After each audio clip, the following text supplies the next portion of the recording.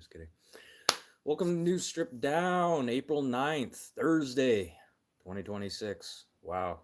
Almost another week done. I can't wait till tomorrow's show is over. Dude, you guys, yeah, I don't think you realize how difficult this is to find good topics for me to talk to you guys about. So I'm here Monday to Friday, 4 to 4:30 p.m. Central Time. News Strip Down, where I dig through the news and weed out all the nonsense so you guys don't have to. 30 minutes or less. Why? Because anything longer than that's probably BS anyways. Today in southwestern Manitoba, it's minus 2 degrees Celsius. That's 27.5 degrees Fahrenheit to you guys down in the States. Yeah, we had a bit of a snowstorm the other day. Roads are starting to clear up. Roads are greasy. Don't be washing your cars today. It's not worth it. Let's head over to Mexico. Mexico has been against fracking, and or as you know it as hydraulic fracturing. But Mexico's president has announced plans to tap into unconventional natural gas deposits by fracking. This is going to reduce the reliance on the United States and but the technical feasibility of a sustainable fracking is always a hard debate among environmentalists, scientists, and energy experts. A technical committee will spend 2 months evaluating less harmful methods of getting this gas out of the ground, possibly using non-potable water and reducing chemical additives. And with anyone who has objectives to Mexico fracking right now, you got to realize the natural gas and stuff they're getting right now is already coming from fracking. And then it comes from the United States anyway. So what this is going to do, it's going to reduce the pressure on the United States, reduce fracking because they're going to be doing it in Mexico, relying on their own supplies. So yes, there's a lot of controversy when it comes to fracking. People finding gas in their water, chemicals in their wells. Yeah, there's a lot of issues that come with fracking and stuff. But like it's no different if Mexico's fracking it, or the United States is fracking it, or Canada's fracking it. They're going to be using the natural gas either way. So it doesn't really matter at the end of the day. And yeah, all the environmental concerns, blah blah blah. I wouldn't be too worried about that too much. Like it's really going to be helping the U.S. and other countries that they're relying on for natural gas. You guys won't have to worry about it as much. And over to the UK, a Russian warship is escorting an oil tanker right through the English Channel right now, as Putin's laughing hysterically at the world right now. He's just laughing hysterically. Uh, yeah, with the state of Britain's navy right now being in shambles, Britain has said that they wouldn't allow these ships to pass. But who's going to stop them? And what are you guys going to stop them with, Britain? How most of your warships are all sitting there in dry docks getting maintained or fixed, and you only have one working class warship to protect your own navy. And then there's a NATO exercise that's coming up here that Britain wants to be a part of, but they're going to have to borrow a warship from Germany. Now let's think about this. World War II, now Britain is going to be borrowing a warship to be a part of these NATO exercises. I don't know what's going on in Britain, you guys, but this is absolutely nonsense. Putin's laughing at you guys. The rest of the world's laughing at you guys. And Starmer, since this war started in Iran, where's Starmer at? Is he hiding under his desk because of the protests? Like, where's he at right now? And it doesn't really matter because anything that's coming out of his mouth is all BS anyways. We're just absolutely insane. And then the one Navy ship they do have in service, it should be taking off operation. Like it might as well, it's on the verge of sinking in the first place. Yeah, and Russia's taken notice. And then after Trump said that he was going to take Greenland, yeah, what did Starmer say? Oh, we're going to put boots on the ground in Greenland. And he literally meant boots. And when I mean boots, I mean two of them.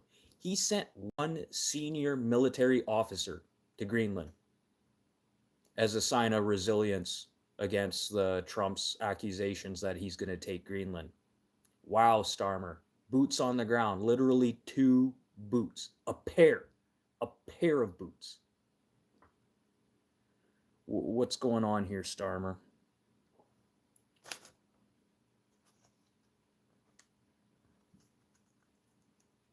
Yeah.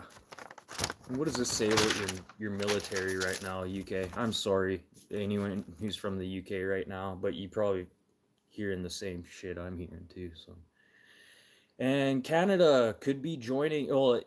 Well, still could be joining the UK, Japan, and Italy in their new global compact combat air program for the next gen aircraft. Yes, Europe has had their problems in developments with their next gen stealth fighter, either a lack of progress or a lack of, just consistent setbacks. But don't worry, Canada isn't going to be completely in bed with this deal. We're going to be mostly sitting in as like using a. Uh, sorry, we're just going to be joining the development phase. So that's going to allow Canada access to classified information in the program.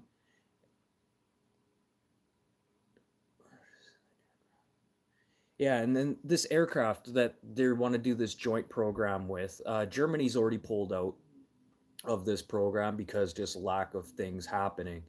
And then they say that this new sixth gen aircraft will be released and operational by 2035. Well, 2035, there's already a sixth gen aircraft out there. Yeah, the US has one. But think, by 2035, with the technology that's coming out right now, there's going to be way more technology just by 2030 alone. So I really don't see this happening because they're going to like do an update, then there'll be new technology, then they'll have to re-update that. So I really don't see this new 6th gen aircraft with these countries ever really getting off the ground, period. It's going to be plagued with setbacks and constant changes, and this is why Germany's already pulled out. Because, and then there's too many talking heads here. Japan has their views, the UK has their views, the Spain has their views. So really, there's too many talking heads when it comes to this new gen aircraft. And then the 2035 projected date, that's way too far away. And just having a date like that, it's going to be plagued with setbacks. Plagued. And like I said, Germany's already pulled out of this program. But Canada's not going to have to really spend a dime. We're just going to be there as a kind of technical advisors. And if we see something that we can add to the table, we will. There is a lot of technology and stuff that we're doing here in Canada that could be useful to this program. But I think Canada is just going to sit there on the back burner, see what they're going to do with it, and then add their 2 cents if they need to. And if you guys don't know, the White House is building a massive ballroom just to the side of them there, and secured a major steel deal from foreign country, and the UK to be exact. With the UK being in shambles without having a navy and other stuff, why, and with the tariffs, why is Trump purchasing steel from the UK when he says he's going to make America great again? This is an absolute slap in the face to US steel manufacturers for Trump to go behind their backs, promising them like the world, and we're going to help your economy, I'm going to help your industry, and then goes behind their back and purchases steel from the UK. Can anyone help me make sense of this? Anyone? Bueller? Bueller? Bueller? Anyone? I don't know. Everything I've been hearing that's coming out of the UK right now is just absolutely nonsense. Yeah, so yeah, let's help the steel industry in the UK instead of helping the American steel industry. Yeah, it's completely messed up. Oh, and last month in Italy, Kit Kat had over 400,000 chocolate bars. That's 12 tons of chocolate bars stolen from just as it was leaving a facility, a manufacturing facility in Italy. And now Kit Kat is sending security and armored guards with them to deliver chocolate bars in Italy, which is kind of insane. Like, is chocolate worth that much to be sending armored guards with? Like, even here in Canada, they don't even use armored guards to transport marijuana to the distributors. It's either through mail or a private delivery service. You know, like, you think weed is the equivalent of money. You think marijuana going to dispensaries would be in an armored car, you know, because yeah, that's just as valuable as robbing an armored car. And then also it puts these delivery people at risk. You know, and just wait till this starts happening. Wait till these delivery services in Canada start delivering marijuana. They start getting robbed, and then they'll be like, "Oh, you know, maybe we should have been delivering this marijuana securely and with security at the end of the day." Yeah, I had plans for this from day one, but as they were talking about legalizing marijuana, and an armored car company called Guard Leaf, strictly hauling marijuana in armored cars with armed security. Good market to get into if somebody wants to take it. It's my idea, but if somebody wants to take it, go ahead. I don't have the resources to do that myself. I don't have the money to buy an armored car. I don't even have the money to buy a handgun. Ugh. And over to Ontario, Doug Ford said that he will now allow Crown Royal, a Manitoba-based whiskey manufacturer, back on Ontario shelves after they moved a bottling plant from Ontario to the U.S. This is after, this is after all, sorry, this is all after Crown Royal's parent company agreed to spend $23 million in Ontario province. This is blackmail. Doug Ford absolutely blackmailed a Canadian based company, and like, to make Canada, will stay Canada strong, and to ban a Canadian product in Canadian stores is just nonsense. Nonsense. Like, listen to what you're saying, Doug Ford. I'm still waiting for an apology to the crowd, the people who work for Crown Royal. Like, did you really need that $23 million towards Ontario? Like, this is absolute blackmail. And tell you the truth, the Crown Royal, I would have told Doug Ford, there you go. There you go. You don't want Crown Royal on your shelves? That's fine. That's fine. We'll export to other markets. But to sit there and blackmail Crown Royal out of $23 million to investments in Ontario, that is nonsense. And you know what, Doug? You should go move to Alberta and join the rest of the Canadian separatists, because that is separatist talk right there. And blackmail. And you know what, Doug? You should be looked into for corruption. And look, Crown Royal, here, take Doug Ford to court for blackmail, because I almost guarantee you're going to win that. Hey, Jerry.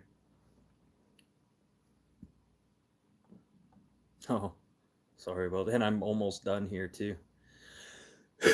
So, yeah, Crown Royal, speak up. I'd be taking Doug Ford to court, because that is absolutely unconstitutional of what he did by banning a Canadian product in a Canadian company just because they moved a bottling facility to the United States.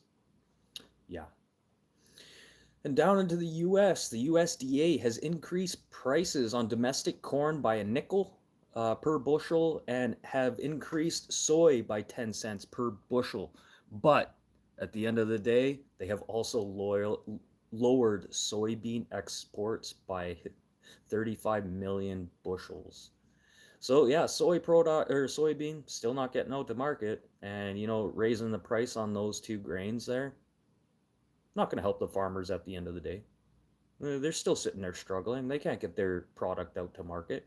And yes, there are some articles out there saying that they are getting product through other countries, but their main distributor, their main delivery, or their main product would go to China. And with all the tariffs and everything, it's just hurting American farmers at the end of the day. And then again, fertilizer now with the Strait of Hormuz still blocked, and Trump saying that everything's good. He is absolutely just tearing the stock markets apart with his little sound bites there. Stock markets don't know what to do right now. And even Shell Fuels right now, they're like, okay, you know what? They announced this morning, hey, let's start dropping our oil down just to try and even out the market right now. Because Shell Fuel knows where the oil comes from. They know that there's no energy crisis. There's plenty of fuel to go around. There's plenty of natural gas, diesel, petrol, all to go around for the rest of us.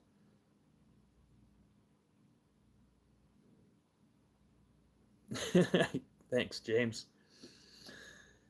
So yeah, poor farmers down in the States. Yeah, they're getting hit from both ends. Can't get their product out to market, and now they're struggling to get fertilizer. And yeah, but that'll be good for Canada, especially here in Manitoba. Manitoba has quite a few fertilizer manufacturers.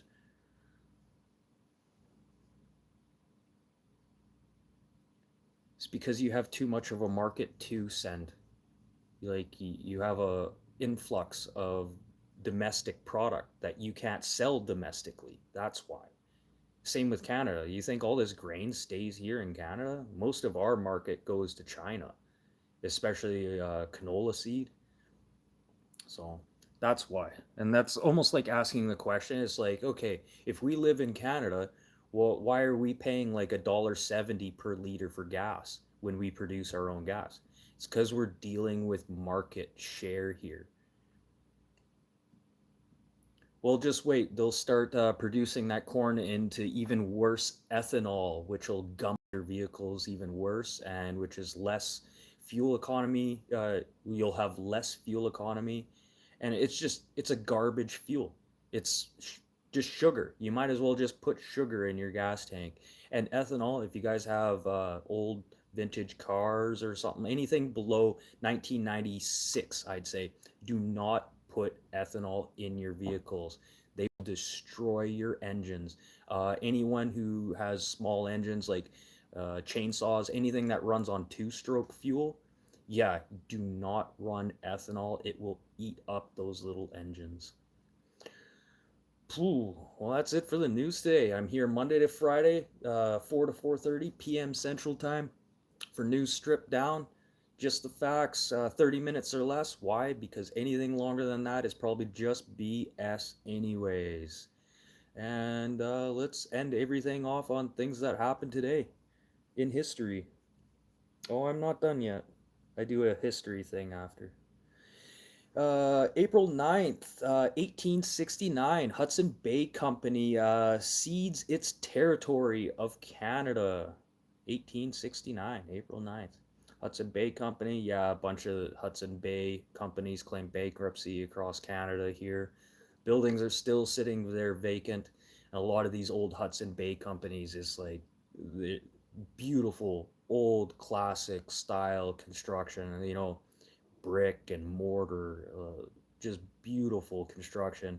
It'd be nice to see some of these buildings get utilized instead of them get demolished. But as far as I know, some of the buildings that Hudson Bay had have uh, heritage agreements with them. So you have to be very limited in what you can do to the structure. I'm pretty sure you can do whatever you want on the inside, but the outside has to pretty much stay as period correct as possible. And April 9th, 1992, John Mayer is elected Prime Minister of the UK with the most votes in British history, also known as a landslide victory. Yeah, I'd hate to be the opposing opponent on there because, yeah, pretty bad. And April 9th, 2003, the end of the invasion of Iraq, resulting in widespread looting. Yeah, all of Iraq just went nuts, just breaking into stores, trying to grab whatever they could before, a change of regime. Well, and then due to the fact that Saddam Hussein isn't around, and either his son Ute, yeah, isn't around. Those two guys, and Ute, there's a movie about him. I think it's called The Devil. But check that out. It really gives you a good description on what his one son was like, and that guy was absolutely a maniac and should be locked in his. Actually, they did kill him. They killed all his sons before they got Saddam Hussein. So that guy's gone for life. Good. And April 9th, 2012, the Lion King Broadway show surpasses the Phantom of the Opera, which is crazy because Phantom of the Opera, that went on for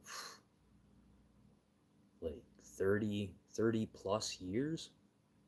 So yeah, for the Lion King to surpass that, it's pretty crazy. And then famous birthdays, April 9th, 1954. Dennis Quaid is 72.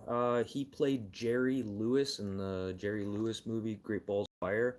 And he was also the main character in A Dog's Life, which was also just filmed 15 minutes from here, actually. Oh, it's filmed all around this area. There was Verdun, Minnedosa, and Clan William is all kind of in this area. But a lot of people got to see Dennis Quaid walking around through here and stuff, looking around the town. Some people even seen him in Superstore in Brandon, Manitoba. Super nice guy. You could. This is the type of guy you could walk up to and talk to him, and he wouldn't be like, "Get away from me." Dennis Quaid's super nice guy. Always willing to take an autograph or a picture. Very nice guy. April 9th, 1966. Cynthia Nixon, she's age 60. You probably know her best for playing Miranda on the TV sitcom Sex and the City. She was the tall, skinny one with the really long neck and the really pencil or the pencil tip head or pencil eraser head. And April 9th, 1990, Kristen Stewart. She's 36. You probably remember her from the Twilight saga. She was like the main girl character. I can't remember what her name was in the show. I was never a big fan of that Twilight series. Just not my thing. Sorry. The vampire kind of stuff should have stayed in the 90s with the other vampire movies. On April 9th, 1977, Gerald Way, he's 49. He's lead singer for the band Chemical Romance. Again, not my forte when it comes to music. I'm more like a Daft Punk kind of guy. Snack the Ripper. Uh, who else is really good right now? Who else am I listening to? Right? Been listening to a lot of indie music lately. A lot of artists you probably wouldn't even know about. I should probably start putting some listings on my posts here for you guys to listen to and let me know what you guys think. Real artists, no AI generated music on this stuff for sure. And April 9th, 1998, Eli Fanning, she's 28 and she was in the movie Super 8. I've seen bits and pieces of it, but never finished it. And April 9th, 1999, Little Nas X is 27. Ugh. Yeah, just a young rapper. Let's see how long he gets before, or how long he lasts before somebody shoots him in the street. Seems like a lot of these new rappers with the Lil or these weird abbreviations to their name, they don't seem to last very long on the streets. Like somebody picks them off, whether it's a beef or just wearing gold watches or having too much bling. So yeah, I don't know. Yeah, some of these new rappers they don't last very long. It really makes like you think about Tupac. Oh man, he'd be like a grandfather compared to some of these guys. But that's it for the news today. News stripped down. 30 minutes or less. Why? Because anything longer than that's just BS. I'm here Monday to Friday, 4 to 4:30 p.m. Central Time. And I will be back tomorrow for Friday's show, the end of the week, you guys. And I cannot wait to stop writing news for you guys. This isn't easy. This isn't easy to find good topics to talk about that aren't just completely war or Epstein and all this other nonsense. I want to talk about the stuff that we should be talking about or things that, the media is kind of lacking in. And then, you know what? No nonsense. You don't know. I don't get paid by the government to talk about the news. So yeah, come watch the channel, and then you got the news for the day. Then the rest of all that stuff you watch on TV is just BS, anyways. And yeah, yesterday I dropped in again after my show because as soon as I finished my live, I realized that, yeah, that peace talks between Iran and the US didn't last very long. Didn't even last 24 hours. And yeah, the attacks on, I had talked about the attack on the Saudi Arabian pipeline, the East-West pipeline there, which is pretty significant. Just still going to hurt the energy sector. But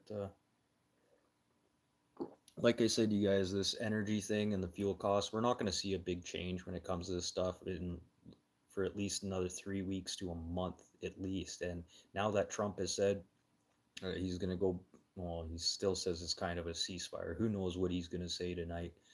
But yeah, we're when it comes to fuel costs and stuff, and we'll probably start seeing our food start going up in price here now that the ceasefire is not happening.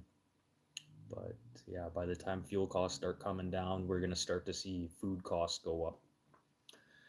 So everyone, hold on, just hold on. That's all we can do right now. No point getting angry about anything. There's not really anything we can do about it. We're just the people. Kind of sucks, but it is the way it is. And just end everything on a happy note. You guys go out, do something nice for somebody today. If you're at a grocery store, somebody's short change or somebody can't afford something, buy it for them, or just open a door for somebody. Be nice. There's a lot of people right now. It seems like they're just walking out and try and brighten up somebody's day. And just be that person in the world. We need more people like that. If we could all do one nice thing for somebody today, this would be such a better world. But I'm off, and I'll be back tomorrow for Friday's show at 4 o'clock Central Time. And see you guys there. And if I don't see you, you guys have a great weekend and enjoy the nice weather because probably going to be getting some storms here still. Uh, it, Winter here in Canada, it likes to slowly go away. But I'm out of here. Peace out. Love you all, and go do something nice for somebody. Waka waka waka waka waka.